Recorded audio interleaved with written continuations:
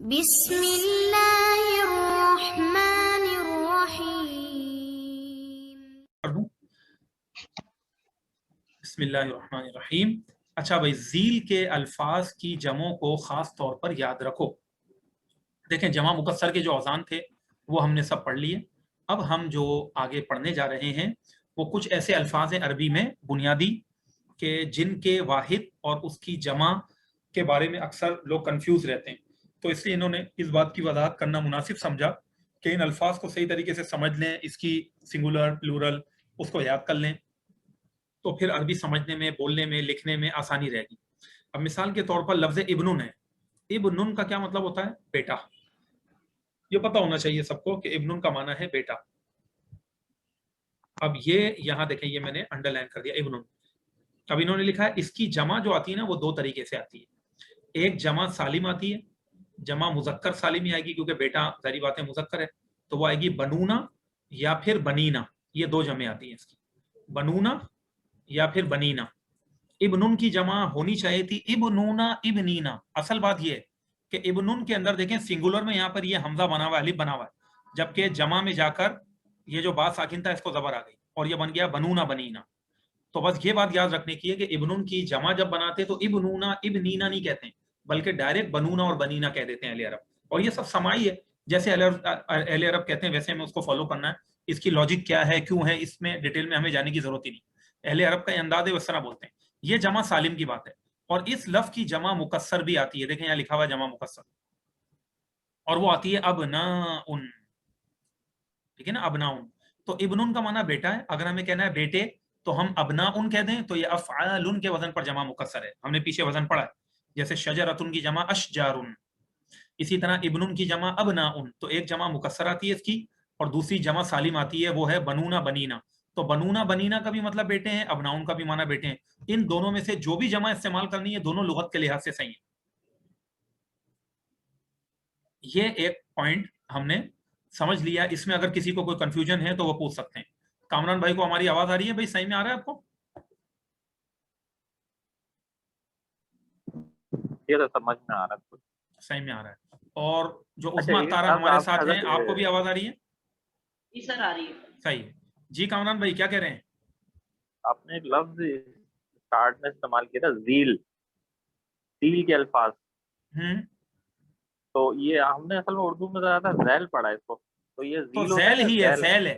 نہیں یہ لفظ ہے اچھا اصل میں اچھا، ذیل. ذیل ہی ہے یہ لفظ. مندرجہ ذیل وہ پڑھتے ہیں، مندرجہ ذیل ہاں الفاظ کی نہیں، جمع ذیل نہیں بنا ہے. ہے. تو اگر میں نے ذیل پڑھا ہے تو غلط پڑھا ہے، یہ ذیل ہی ہے لفظ. بس میں نے کہا اپنی تصحیح کے لیے میں نے کہا اور پوچھ لوں. یہ بھی عربی ہی زبان کا لفظ ہے ذیل. اچھا صحیح. اب جو ہے وہ ہم آگے بڑھتے ہیں. یہ ہے لفظ ابنتن. اب دیکھیں ابنن کی تو جمع دونوں پڑھ لی ہم نے، ٹھیک ہے نا. اب ہم آتے ہیں ابنتن پر. ابنتن کا مطلب ہوتا ہے بیٹی. اب ایک بات اور نوٹ کر لیں، میں یہاں لکھ دیتا ہوں. ابنتن کو ابنتن جیسے پڑھ سکتے ہیں، اسی طرح اس لفظ کو اہل عرب جو ہے وہ بنتن بھی پڑھتے ہیں. بنت، ٹھیک ہے نا. چاہے ہم بنت بولیں، بنت کا بھی معنی بیٹی ہوتا ہے. دوبارہ لکھ دیتا ہوں، یہ ہٹ گیا لفظ. بنت کا بھی معنی بیٹی ہوتا ہے اور ابنتن کا بھی معنی بیٹی ہوتا ہے. تو دونوں کا مطلب یہاں پر ہے بیٹی.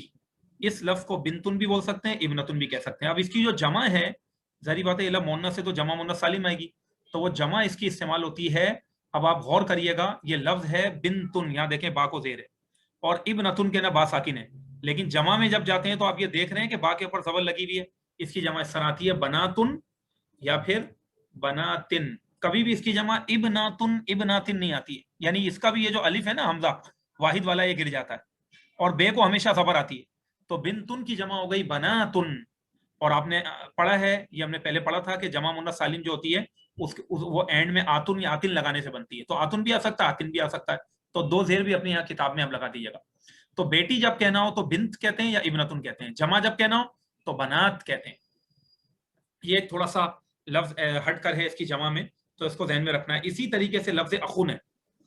اخن کا جو لفظ ہے اس کا مطلب ہوتا ہے بھائی، یہ ذہن میں رکھیں. اور دیکھیں میں انڈر لائن یہاں پہ اس کو کر رہا ہوں. دوسرا لفظ ہے اختن. اختن کا مطلب ہوتا ہے بہن. یہ میں نے ایک دائرہ بھی بنا دیا. تو اخن کا معنی بھائی ہوتا ہے اور اختن کا مطلب ہوتا ہے بہن. پہلے تو یہ سمجھ لیں کہ ایک بھائی ایک بہن ہو گیا.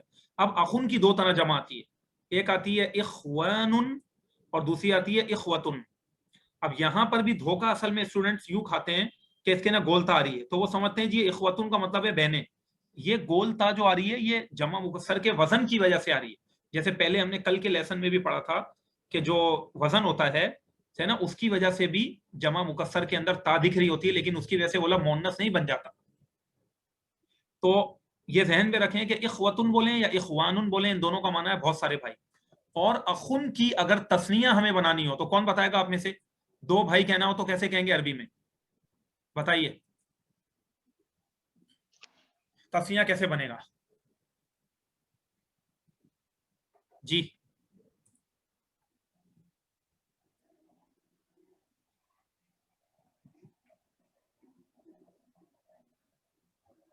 कोई बता सकता है भाई?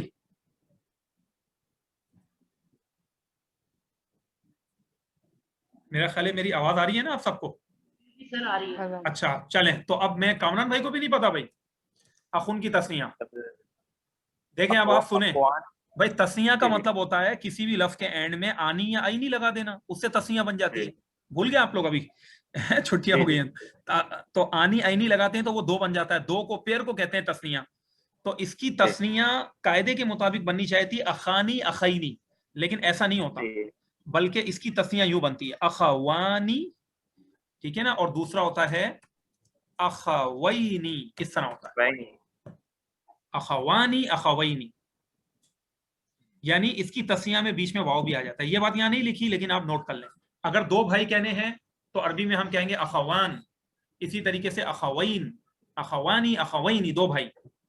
और बहुत सारे भाई कहने तो इख्वानुन या इख्वतुन, जैसे अरबी में कहते हैं नहनु इख्वा, हम भाई हैं। इन्नमल मुमिनूना इख्वा, कुरान कहता है इन्नमल मुमिनूना इख्वतुन, बेशक मोमिन आपस में भाई भाई हैं। तो वह इख्वा का लफ्ज कुरान में भी आया है, ये जमा मुकस्सर है अखुन की। अब हम जो अगला लफ्ज है वो है उख्तुन। उख्तुन का मतलब होता है बहन। अब इसकी अगर तस्निया बनानी हो तो कैसे बनेगी, कौन बताएगा आप में से, बताइए उख्तुन की तस्निया। हाँ, और दूसरा उख्तानी, और दूसरा उख्तैनी, इसका मतलब हो गया दो बहनें। और अगर हमें कहना है बहुत सी बहनें, तो यहाँ पे फिर आप देख लें कि वही सिलसिला है यहाँ पर कि इसके अंदर भी एक वाव बढ़ता हुआ हमें नजर आ रहा है जो कि उख्त में नहीं है। तो ये उख्तुन की जो जमा ये आपके सामने है, ये बन गई अखवातुन या फिर अखवातिन, दो जेर भी लगा सकते हैं आप, अखवातुन अखवातिन, ठीक है, ये दो जेर में दोबारा लगा अखवातुन या अखवातिन। बस ये वाव जो बढ़ रहा है ना, इसको नोट करके रखें कि उख्त के अंदर कहीं पे भी वाव नहीं है या जमा में वाव आ रहा है। अखवात बहुत सी बहनें, जब भी बहनें कहना हो तो अखवात कहते हैं।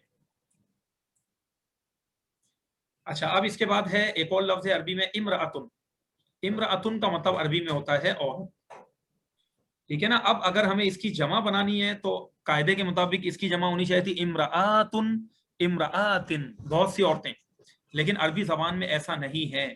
ये लफ्ज खास तौर पर एक आम अल्फाज से हट कर है, क्योंकि जितने भी अल्फाज होते हैं उनका वाहिद और जमा एक जैसे लफ्जों से होता है। जैसे उख्त है तो इसमें अखवात अलिफ खे आ तो रहा है ना, इसी तरह अखुन है तो यहाँ पे भी देखिए इख्वान इख्वा आ रहा है, इब्नतुन है तो बनात वो लफ्ज आ रहे हैं।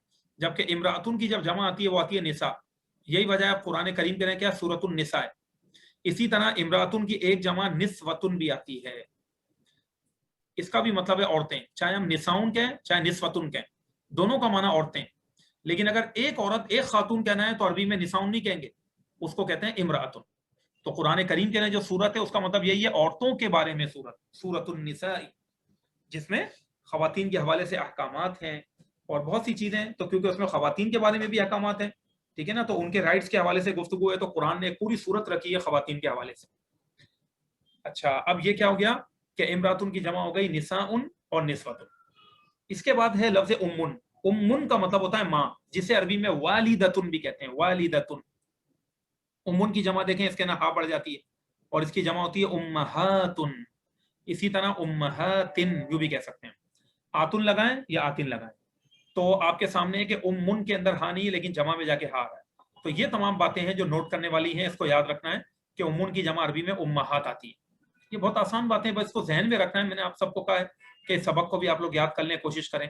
अब हम आगे बढ़ते हैं पॉइंट नंबर 3 की तरफ। पॉइंट नंबर 3 के अंदर इन्होंने یہ دیکھیں یہاں پر یہ بات بتائی کہ بعض الفاظ کی جمع کئی وزنوں پر آتی ہے. اصل میں نے آپ کو شروع میں بھی عرض کیا کہ کسی بھی لفظ کی واحد یا تثنیہ یا جمع دیکھنی ہے نا تو اس کے لیے پھر آپ یہ بات ذہن میں رکھیں کہ ڈکشنری کو دیکھنا پڑے گا. تو اب یہ ایک معلوماتی بات بتا رہے ہیں کہ بعض الفاظ کی جمع کئی وزنوں پر آتی ہے. مثال کے طور پر لفظ بحرون ہے. بحر کا مطلب ہے سمندر, تو اس کی جمع بحارن بھی آتی ہے, اب حارن بھی آتی ہے, اب حرن بھی آتی ہے, اور بحورن بھی آتی ہے. سب کا مطلب ایک ہی ہے, بہت سے سمندر. صحیح نا, سارے سمندر, بہت زیادہ, یعنی کہ بڑا سمندر, یوں مطلب ہو جائے گا, یوں سمجھیں.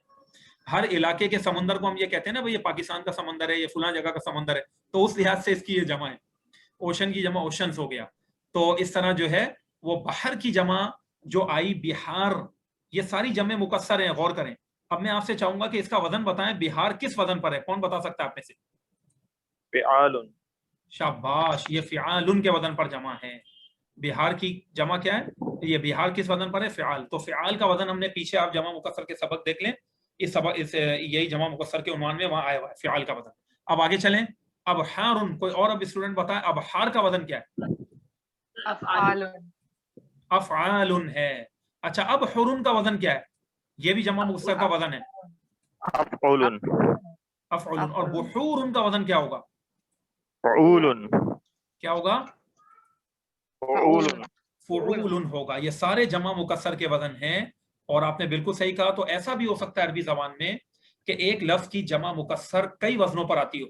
تو ڈکشنری میں یہ سب باتیں لکھی ہوئی ہوتی ہیں کہ بھئی اس لفظ کی جمع ان وزنوں پر آتی ہے اور یہ جمع آپ استعمال کر سکتے ہیں. اب اگر کوئی کہتا ہے بہار تو بھی صحیح عربی بول رہا ہے, کوئی کہتا ہے ابحار تو صحیح بول رہا ہے, ابحر تو بھی صحیح ہے, بحور کہہ رہا ہے تو بھی صحیح ہے. بحر مانا سمندر. تو یہ ایک بات ہے. اچھا, اسی طرح بعض الفاظ کی جمع مکسر بھی آتی ہے, سالم بھی آتی ہے. جیسے پیچھے آپ نے پڑھا ابنن, ابنن کی جمع مکسر ابناؤن ہے اور جمع سالم بنونا بنینا ہے. تو ایسا بھی ہوتا ہے. تو ہمیں ڈکشنری کو دیکھنا ہوتا ہے کہ کس لفظ کی جمع اہل عرب کس طرح استعمال کرتے ہیں. کیا اس لفظ کی جمع سالم استعمال کرتے ہیں یا مکسر کرتے ہیں؟ ٹھیک ہے نا. تو جو ان کا استعمال ہے اس کو فالو کرتے ہوئے ہمیں اس کی جمع بنانی. اب یہاں پر پوائنٹ نمبر 4 جو ہے وہ آپ دیکھ لیں کہ اس کے اندر لکھا ہوا ہے بعض کلمات کی جمع مختلف اوزان, بعض کلمات کی جمع کے مختلف اوزان مختلف معنوں میں آتے ہیں.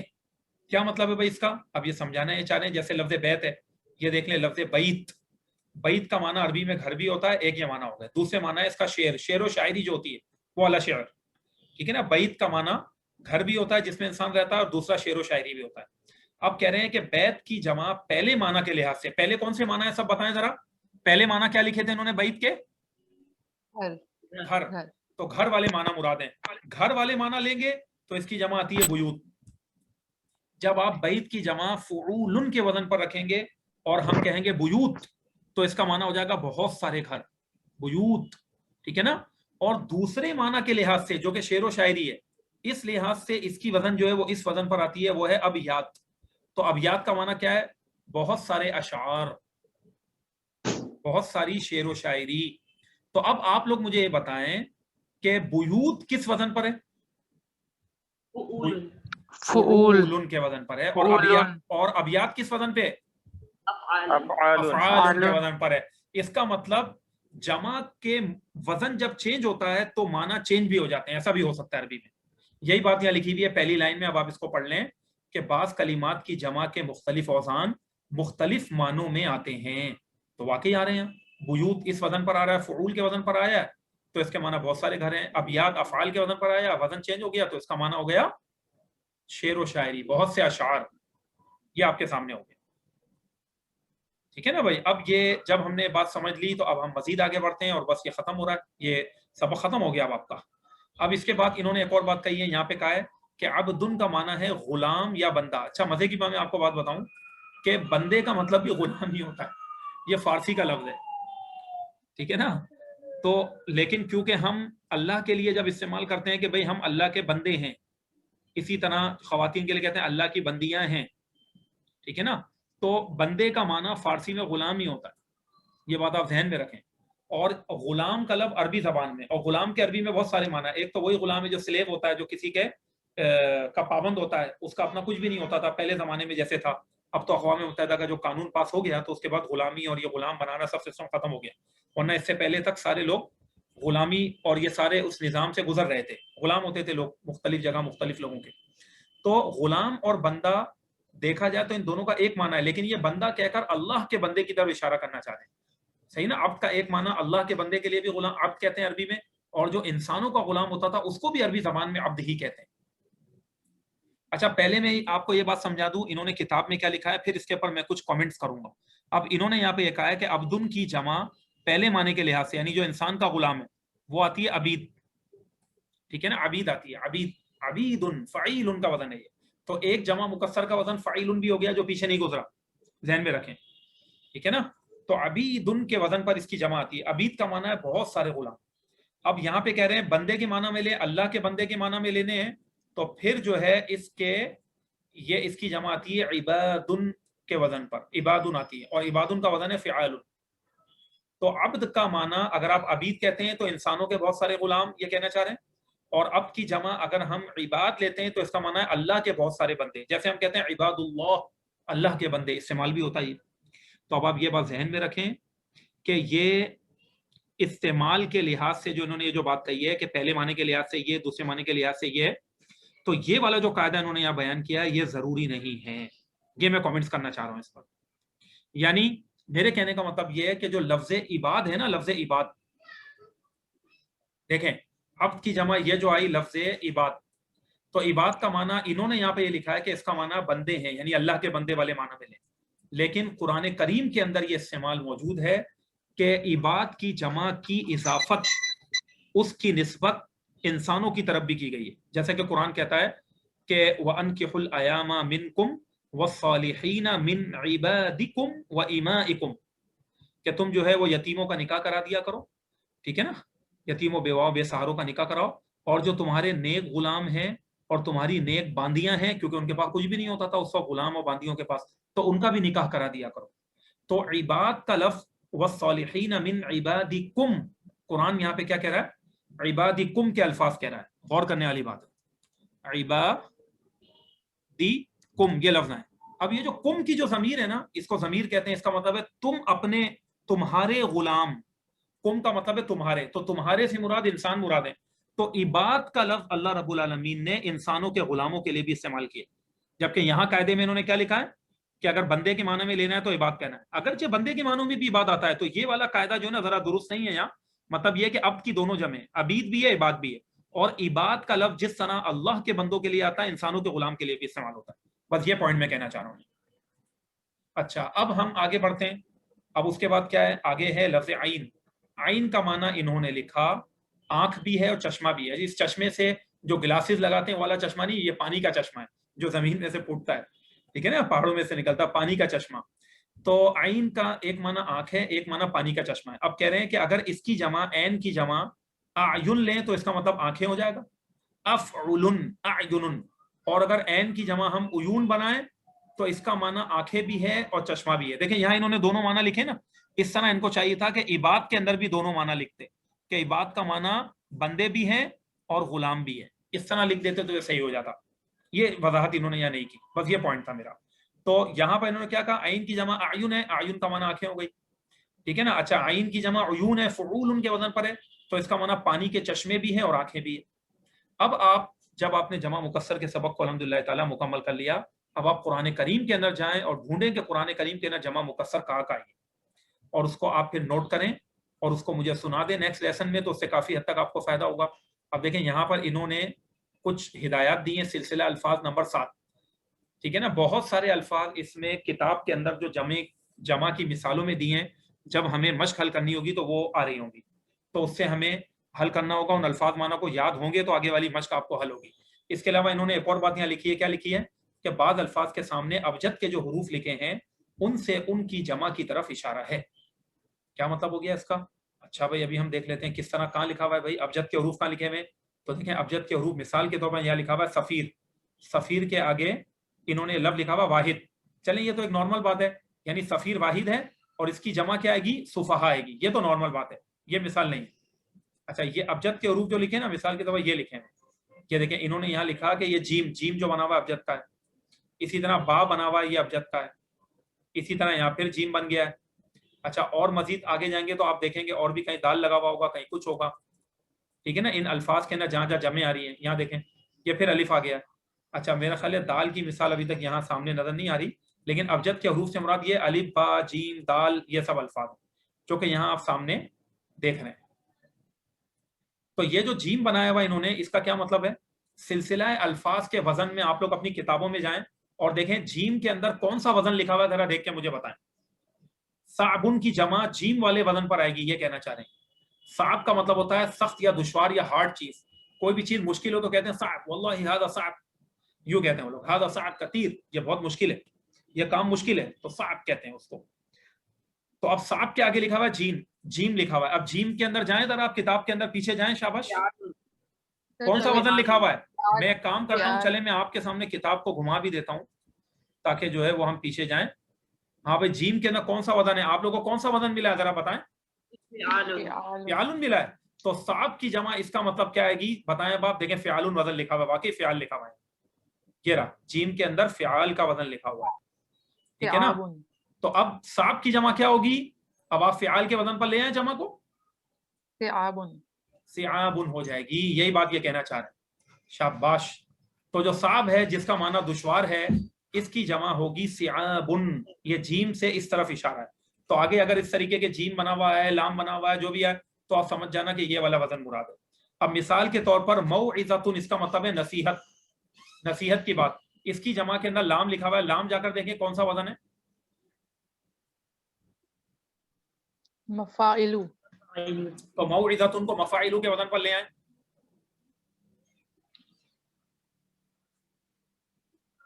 مواعلو. لام کہاں سے آ گیا؟ موعظۃ میں تو لام نہیں ہے. نہیں سر میں نے مکس کر دیا. مواعظۃ. سوچ کر مفاعلو کیا بنے گا, یہی چیز کی پریکٹس ہم چاہ رہے ہیں. مواعظو بنے گا, ہاں مواعظو بنے گا. تو اس کا مطلب یہ ہو گیا موعظۃ کی جو جمع بنے گی وہ بنے گی مواعظو. یہ بات یہاں لکھی ہوئی ہے انہوں نے, دیکھا ہر کتاب کا ایک پیٹرن ہوتا ہے. اچھا آپ طویل ان کی جمع کے نہ دیکھیں, جیم ہے تو فعال ان کا وزن ہے, تو طویل کی جمع کیا آئے گی؟ دراز. دراز کا مطلب ہوتا ہے لمبا, کوئی بھی چیز لمبی اس کو عربی میں کہتے ہیں طویل, جس کو پرانی اردو کے اندر دراز کہتے ہیں. تو اب کیا ہوگی جمع بتائیے. انہوں نے کہا تھا, ہاں یہ بالکل صحیح کہا آپ نے اپنا, اور یہ طویل کی جمع بن جائے گی طوال, یعنی لمبے لمبے لمبے لوگ یا لمبی لمبی چیزیں کوئی بھی ہو, تو اس کے لیے پھر یہ جمع میں چلا جائے گا, لمبے یا لمبی اس طرح ہو جائے گا. اب یہ جب آپ نے بات سمجھ لی تو بس آپ کو سلسلہ الفاظ اب یاد کرنے اور نیکسٹ جو ایکسرسائز ہے اس کو سالو کرنا ہے. دیکھیں ایک پوائنٹ انہوں نے یہاں لکھا ہے, یہ حاشیہ میرے خیال ہے بعض کے اوپر لگایا ہے, یہ رہا بعض. بعدن کا مطلب ہوتا ہے, انہوں نے لکھا ہوا ہے کوئی کسی چیز کا حصہ, لیکن آپ اس کو لکھ لیں بعض کا مطلب ہوتا ہے کچھ, ٹھیک ہے نا. جیسے کہتے ہیں نا ہم بعض الناسی, کچھ لوگ, تو بعض کا مطلب بس آپ کچھ لکھ لیں تو آسان رہے گی. جیسے سم پیپل کہتے ہیں, تو انگریزی میں جیسے سم ہوتا ہے نا, اس طرح عربی کے اندر بعض ہوتا ہے. لیکن بعض کے اوپر انہوں نے ایک حاشیہ لگایا ہوا ہے 1 نمبر لکھ کر. جب بھی یہ فٹ نوٹ لگائیں جسے عربی میں حاشیہ کہتے ہیں, تو اس کے نام نیچے ضرور جایا کریں. اب دیکھیں کیا لکھا ہوا ہے, بعض کے اوپر لکھا ہوا ہے یہ لفظ عموماً مضاف ہوتا ہے اور اکثر اس کا مضاف الیہ جمع کا صیغہ ہوتا ہے. مطلب یہ کہ یہ لفظ جب مضاف ہو رہا ہوتا ہے تو اس پہ ال نہیں لگائیں, ایک بات تو یاد گئی, اور اس کے بعد والا مضاف الیہ ہوگا تو پھر اس کو زیر دینی ہے. اور بعض کے بعد جو لفظ آتا ہے تو اکثر وہ جمع میں ہوتا ہے. جیسے ابھی میں نے آپ کو مثال دی بعض الناسی, کچھ لوگ, لوگ جو ہے وہ ساری باتیں جمع میں, اس میں جمع ہے نا. اسی طرح میں آپ کو کہوں بعض الکتبی, کچھ کتابیں, اور کتبی کو میں زیر دوں گا کیونکہ مضاف الیہ کو زیر آتا ہے. اگر آپ لوگ بھول گئے مرکب اضافی کا سبق تو پچھلی ریکارڈنگ دوبارہ سننے لگ جائیں اور ایک ایک لیسن کو دوبارہ اس کا ریویژن کریں. اچھا بعض الکتبی, کچھ کتابیں. اسی طریقے سے آپ یوں کہہ سکتے ہیں کہ اپنا بعض الصحفی, کچھ صحیفیں, کچھ کتابیں یا کچھ اخبارات, بعض الصحفی. تو اس طریقے سے اس کے بعد جو ہے وہ جمع کا لفظ آ رہا ہوتا ہے اور وہ مضاف الیہ ہوتا ہے. یہ بھی ہم نے سمجھ لیا. اب اس کے بعد دیکھیں الفاظ معنی لکھے ہوئے, اس کو نوٹ کرتے جائیں کہ کس لفظ کی جمع کیسے آ رہی ہے. پھر اس کے بعد انہوں نے مشق نمبر 8 دی ہے, اس کے اندر سمجھا رہے ہیں بات کہ دیکھو ذیل کی مثالوں میں جمع غیر ذویل عقول کی صفت اور خبر کے لیے زیادہ تر واحد مؤنث کا صیغہ استعمال کیا گیا ہے. کیا مطلب ہے؟ جو قاعدہ ہم نے پہلے پڑھا تھا کہ جب کوئی لفظ جمع مکسر ہو یا غیر عاقل کی جمع ہو, انسان جنات فرشتے کے علاوہ ہو, عاقل انسان جنات فرشتے ہوتے ہیں نا, تو اس کے علاوہ تو اس کی صفت واحد مؤنث آ سکتی ہے. اب اقلام جمع ہے لیکن صفت طویلتن آ رہی ہے, طویلتن واحد ہے اور مؤنث بھی ہے, تو ایسا کرنا عربی میں جائز ہے, درست ہے. عربی گرامر کے تقاضوں کے مطابق. اقلام طویلۃ اس کا مطلب ہے بہت سے لمبے پین. العلوم النافعۃ علوم بھی جمع ہے اور النافعۃ واحد مؤنث ہے. کیوں ہے؟ کیونکہ علم غیر عاقل کی جمع ہے اور جمع مکسر بھی ہے. اقلام قلم کی جمع ہے, قلم کو عقل تو نہیں ہوتی, غیر عاقل ہے اور جمع مکسر بھی ہے, دونوں ہی شرطیں پائی جا رہی ہیں. کوئی ایک بھی پائی جاتی صرف غیر عاقل ہوتا تو بھی مان لیتے, یا صرف جمع مکسر ہوتا تو بھی واحد مؤنث خبر آ سکتی تھی. تو العلوم النافعۃ بہت سے نفع بخش علم, فائدہ مند علم, اس طرح ترجمہ ہوگا. جب دونوں پہ ال لگاؤ یا دونوں پہ نہ ہو تو ہے کا ترجمہ نہیں آتا, یہ القاعدہ بھی یاد رکھیے گا. اب دیکھیں یہ جملہ اسمیہ, یہ مبتدا خبر ہو گئے دونوں, ٹھیک ہے نا. کس طرح ہو گئے؟ اب ایک پر ال ہے, دوسرے پہ ال نہیں ہے, صغار پہ ال نہیں ہے, جبکہ یہاں پر ال ہے. الاولاد صغار, اب ترجمہ کریں, کون کرے گا؟ الاولاد صغار. سر چھوٹے بیٹے. نہیں یوں نہیں ہوگا نا, میں نے آپ کو بتایا تھا نا. الاولاد صغار تو بچے چھوٹے ہیں. دوبارہ بولیں کامران بھائی, کیا کہا آپ نے؟ چھوٹے بچے ہیں. چھوٹے بیٹے. نہیں بچے یہ بھی چھوٹے آپ ہیں لوگ یہ یوں کر کے کہیں گے جو آپ نے آخری میں بولا ہے. جب پہلے دوسرے پہ نہ جی ہو تو یوں ہی چھوٹے ترجمہ چلائیں, یہاں سے چلائیں ترجمہ, یوں ہی چلے گا. جی جی بچے چھوٹے ہیں, بچے چھوٹے ہیں. بچے غلط ہے ترجمہ. چھوٹے جی جی بچے بچے ترجمہ چھوٹے غلط ہیں. ہو جائے گا, وہ مرکب توصیفی ہو جائے گا, مرکب ناقص ہو جائے گا. جی جی تو اب دوبارہ آپ لوگ سارے لیسن ریویو کریں, ٹھیک ہے نا. پہلے پہ ال ہے, دوسرے پہ نہیں ہے, اس کا مطلب ہے بچے چھوٹے ہیں. یہاں پر دونوں جی پہ ال نہیں بچے تھا تو ترجمہ یوں چل رہا تھا, بہت سے لمبے پین, یوں ہو رہا تھا. اچھا رجال صالحون, آپ اس کا ترجمہ کریں, اب یوں ہوگا کیونکہ اس میں دونوں پہ ال نہیں ہے, یہ مرکب ناقص ہے. جی نیک مرد. رجال, لیکن ہاں بہت جمع سے کو بھی نیک مرد, ظاہر کریں, بہت سے نیک مرد کر بہت کے سے کہیں آپ. نیک مرد. ہاں جمع کو بھی ظاہر رکھنا ہے, ٹھیک ہے نا. بہت سے نیک مرد مرد, ہاں مرد. یہ ہو گیا. اچھا اب یہاں دیکھیں, آپ دوبارہ انہوں نے کیا کیا, جان بوجھ کے ایک پہ لگایا ایک پہ نہیں لگایا, تاکہ آپ کو کتنا یاد ہے اور پچھلے قواعد ذہن میں ہے کہ نہیں. الکتب صعبۃ, اب ترجمہ یوں جائے گا, اب ترجمہ کریں. کتابیں کتابیں مشکل ہیں. مشکل ہیں, یہ بھی ساتھ لگانا ہے. اب یہاں دیکھیں, یہاں انہوں نے دونوں پہ ال رکھا ہے, اس کا مطلب کہ ترجمہ یوں چلے گا اور ہے کا ترجمہ نہیں آئے گا, مرکب ناقص ہے یہ. اب ترجمہ کریں.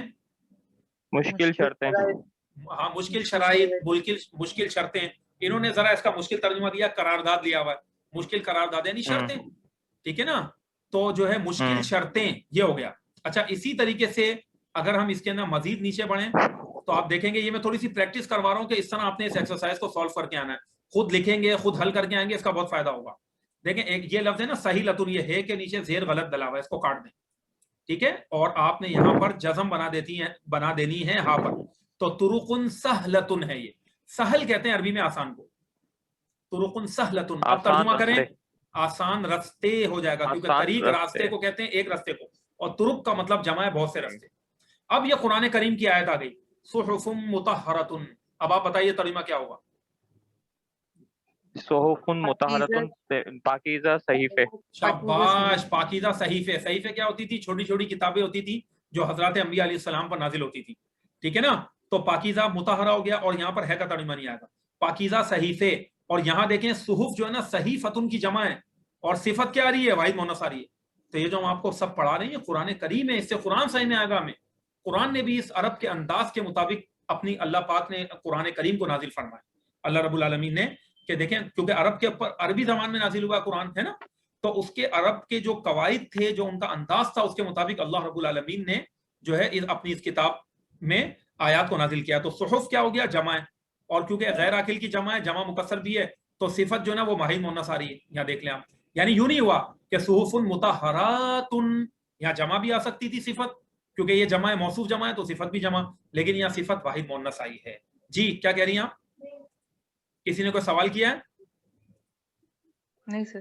اچھا مجھے ایسا لگا شاید کوئی پوچھ رہا تھا. ٹھیک ہے, تو اب آپ لوگوں نے یہ ایکسرسائز خود سالو کرنی ہے, اور کل پھر ہم اس کو باقاعدہ حل کریں گے انشاءاللہ تعالی. اور اب میں اس کو ریکارڈنگ کو روک دیتا ہوں. ما علینا الا البلاغ.